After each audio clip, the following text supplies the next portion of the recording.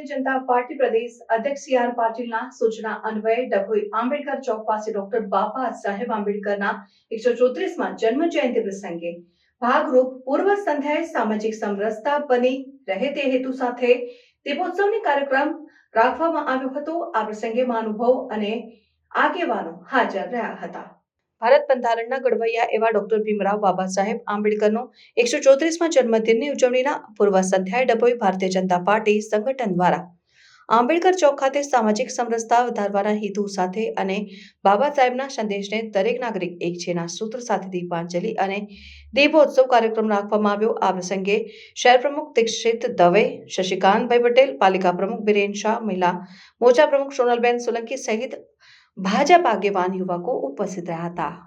બાબા સાહેબ આંબેડકરની 134મી જન્મ જયંતિની પૂર્વ સંધ્યાએ ભારતીય જનતા પાર્ટી ગુજરાત પ્રદેશ અધ્યક્ષ CR પાટીલ સાહેબની માર્ગદર્શન હેઠળ આજે ડભોઈ નગર અને તાલુકાનો કાર્યક્રમ દીપોત્સવથી કરવામાં આવ્યો છે। ડૉક્ટર બાબા સાહેબ આંબેડકરની પ્રતિમાને ફુલહાર વિધિ કરવામાં આવી છે।